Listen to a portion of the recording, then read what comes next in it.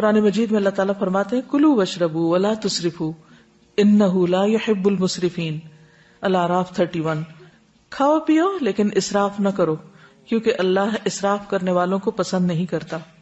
نبی صلی اللہ علیہ وسلم نے فرمایا کھاؤ اور پیو اور پہنو اور صدقہ کرو لیکن اسراف نہ کرو اور تکبر نہ کرو، یعنی کھانے پہ بھی فخر نہ کرو اور اسی طرح لباس پر بھی نہیں، کیونکہ کھانا پینا لباس یہ چیزیں ہیں جن کی وجہ سے لوگ اپنے آپ کو دوسروں سے بڑا سمجھنے لگتے ہیں، اگر کسی کو یہ نعمت دوسروں کے مقابلے میں زیادہ ملی ہو۔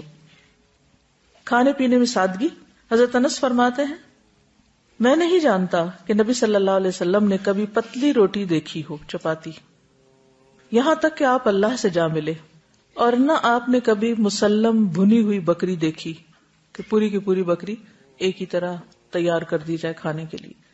حضرت عائشہ فرماتی ہیں کہ نبی صلی اللہ علیہ وسلم کے گھرانے نے اگر کبھی ایک دن میں 2 مرتبہ کھانا کھایا تو ضرور اس میں ایک وقت صرف کھجوریں ہوتی تھی، یعنی 2 وقت پراپر میل نہیں ہوتا تھا، میل ایک ہی اور اس کے ساتھ باقی کوئی بھی را چیز۔ ہمارا 3 وقت کا کھانا تو وہاں 1 وقت کا کھانا۔ ایک اور حدیث میں آتا، صحیح بخاری کی روایت ہے، آل محمد صلی اللہ علیہ وسلم کبھی پے در پے 3 دن تک سالن کے ساتھ گیہوں کی روٹی نہیں کھا سکے، یعنی 3 کنزیکٹیو ڈیز ایسا کھانا نہیں ملا، یہاں تک کہ آپ اللہ سے جا ملے۔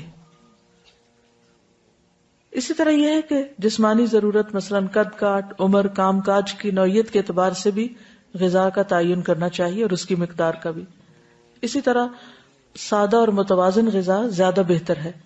کھانا بھوک لگنے پر ہی کھانا چاہیے، اور کچھ بھوک ابھی رہتی ہو تو کھانا چھوڑ دینا چاہیے۔ کچھ غذائیں جن کا ذکر قرآن مجید میں ہے۔ سب سے پہلے کھجور، اس کے اندر ایسے اجزاء پائے جاتے ہیں کہ اگر آپ 1-2 کھجوریں بھی روزانہ کی کھا لیں تو جسم کی دردیں جس کا اکثر لوگ شکار رہتے ہیں، یا پھر بڑھاپے میں بہت سی چیزوں کی جب کمی ہو جاتی ہے جسم کے اندر تو بہت سے لوگ صرف دردوں کی شکایت کرتے ہیں، تو اس میں بھی اس کا بہت فائدہ ہے۔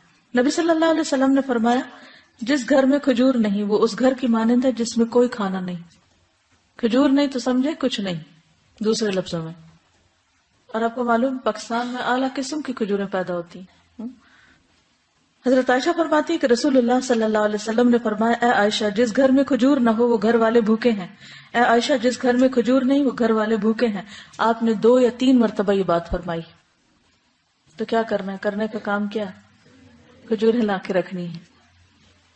جب کچھ اور نہ کھانے کو ملے تو صرف کھجور ہر چیز کی کمی پوری کر دیتی ہے۔ کھجور کے ساتھ ککڑی کا استعمال، عبداللہ بن جعفر کہتے ہیں کہ میں نے نبی صلی اللہ علیہ وسلم کو تازہ کھجور ککڑی کے ساتھ کھاتے دیکھی، یعنی اگر آپ کھجور کے ساتھ کھیرا شامل کر لیں، بس صبح میں اگر آپ نے دودھ کھجور لیا اور اگر صبح نہیں آپ کھاتے دوپہر میں لیتے ہیں تو بہترین سنیک ہے، دوپہر کے کھانے کا کام کر سکتے۔ حضرت عائشہ کہتی کہ میری والدہ مجھے موٹا کرنے کی تدبیر کرتی تھی تاکہ میری رخصتی کر کے رسول اللہ صلی اللہ علیہ وسلم کی خدمت میں روانہ کرے، لیکن یہ مقصد کسی تدبیر سے حاصل نہ ہوا۔ حتیٰ کہ میں نے کھجوروں کے ساتھ ککڑی کھائی تو میں انتہائی متناسب انداز کی فربہ ہو گئی، یعنی کہ اچھی فزیک ہو گئی۔ تربوز اور تازہ کھجور، حضرت عائشہ کہتی ہے کہ رسول اللہ صلی اللہ علیہ وسلم تربوز اور تازہ کھجور ملا کر کھایا کرتے تھے اور فرماتے تھے ہم اس کی گرمی کا علاج اس کی ٹھنڈک سے اور اس کی ٹھنڈک کا اس کی گرمی سے کرتے ہیں، یعنی تربوز جو ہے وہ کھانے میں ٹھنڈا ہوتا ہے اور کھجور گرم ہوتی ہے، تو ان کو جب ملا کے کھایا جاتا ہے تو کوئی نقصان نہیں ہوتا، جو عام طور پہ بعد میں لوگ کہتے ہیں گرمی لگ گئی اور ٹھنڈ لگ گئی۔ ایک صحابی سے مروی ہے کہ نبی صلی اللہ علیہ وسلم نے کچی اور پکی کھجور اور کشمش اور کھجور سے منع فرمایا، ان کو جمع نہیں کرنا چاہیے کیونکہ کشمش جو ہوتی ہے وہ بھی گرم ہوتی، اور اگر کھجور کھائیں تو ان 2 چیزوں کو ملائے نہیں، یعنی اگر آپ کو کھانا بنا رہے ہیں کچھ، کیونکہ ہمارے یہاں بعض ریسیپیز ایسی ہوتی ہے کہ اس میں دنیا بھر کی چیزیں اکٹھی کر دی جاتی ہیں تو بعض اوقات تو صحت کے لیے نقصان دہ ہوتی ہیں۔ دوسری چیز ہے انار۔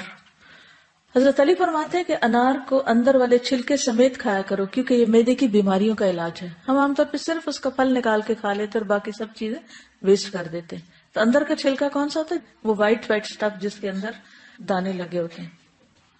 انار بھی جنت کا پھل ہے اور اس میں بھی بہت سارے فائدے ہیں۔ زیتون، قرآن مجید میں اللہ تعالیٰ نے انجیر اور زیتون کی قسم کھائی، والتین والزیتون۔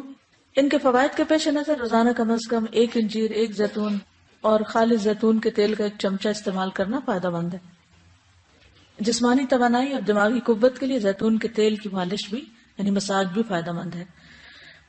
اللہ سبحانہ وتعالیٰ نے زیتون کے تیل کو قرآن مجید میں مبارک تیل کہا ہے.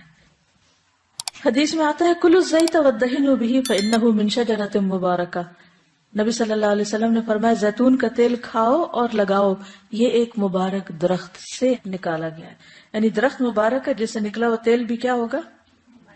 فانہا من شجرۃ مبارکۃ.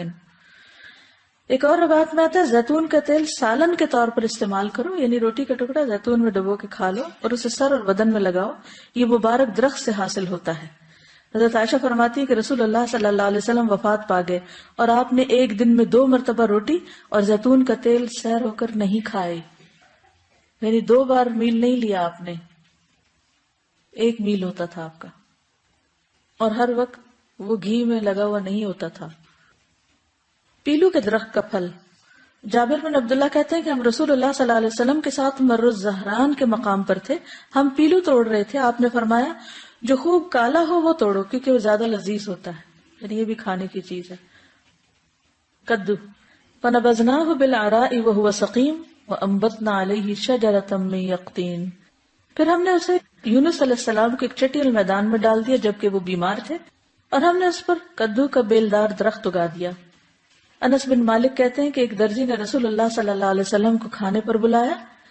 وہ کہتے ہیں کہ میں خود بھی اس دعوت میں آپ کے ساتھ گیا. اس درزی نے روٹی اور شوربہ جس میں کدو اور سوکھا گوشت تھا رسول اللہ صلی اللہ علیہ وسلم کے سامنے پیش کیا. میں نے دیکھا کہ نبی صلی اللہ علیہ وسلم کدو کے قتلے پیالے میں تلاش کر رہے تھے، یعنی گوشت بھی تھا اور کدو بھی، تو آپ گوشت کی بجائے کدو اٹھا اٹھا کے کھا رہے تھے. اس دن سے میں بھی برابر کدو پسند کرتا ہوں.